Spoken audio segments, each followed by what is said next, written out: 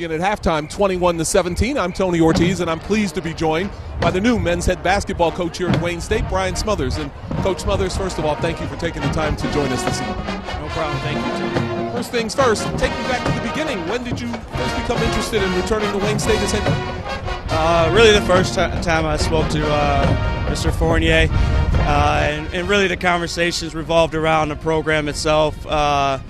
What was my kind of thoughts and visions on the program as it stands, kind of some things that I thought might work moving forward. And so the more we spoke, the more that our vision aligned.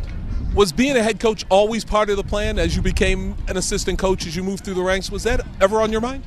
Yeah, I think when you do something you're so passionate about, doing it at the highest level possible is something that I think we all kind of look to attain. And so being a head coach at Wayne State specifically was something that was always in my mind, maybe a dream of sorts that now is reality.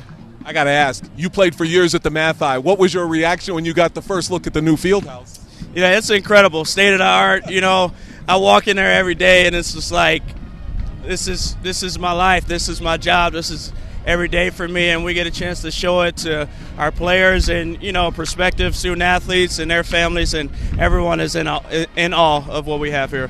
You worked under three pretty good head coaches. You worked under David Greer here at Wayne State. You worked under John Beilein at Michigan, Greg Paulus at Niagara. What did you learn from working with those coaches that you can apply here as the new coach at Wayne State? Yeah, everybody's different. Everybody has their own way. You kind of take a little bit from different people, and I've done that with Coach Greer and Coach Beilein, Coach Paulus, and many other coaches I had a chance to watch and observe, research, and really it gave me confidence that there's no specific way you have to do it. Find out what you like, what you want to stand by, and do it at a really high level. I've got to ask, the first people to come out and congratulate you and really go to bat for you were John Beilein and Greg Paulus. What did it mean to have those guys say, hey, look, this is the right guy, you made the right choice, and come out and support you like that?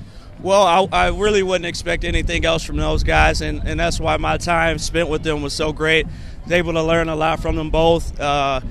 And really, there were two people that I really confided in during the process as I prepared for, interviews and press conferences. They were there right along with me to give me advice, and there's still two people that I speak to all the time. What is the hallmark of a Bryan Smothers team? What are we going to see the first year here at Wayne State? The plan is to be a disciplined team, right? Build that chemistry from the players and staff, and really just play as hard as possible. If we can be disciplined, if we can play hard, we can have that cohesion as a team, we can have a lot of success. What do you like so far? And I know we're just getting started in the process, but what do you like so far from what you've seen from your team this year?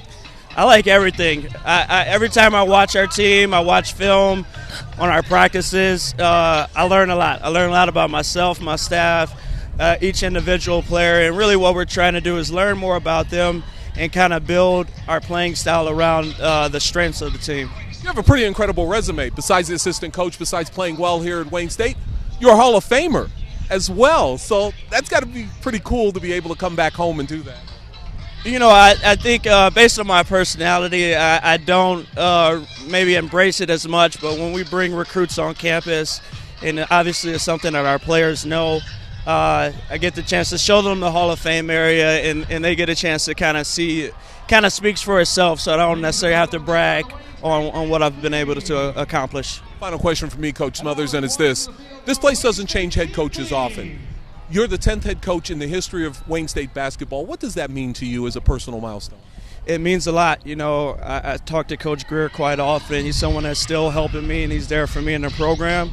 I talked to Coach Hammy as well in the last couple weeks, and so really just being able to connect with the guys that I have contact with and learn from their experiences and taking some of that advice, it's something that you don't get everywhere. That connection, that close relationship with previous head coaches, and so I appreciate those guys for being available to me, and I'm going to continue to lean on them moving forward.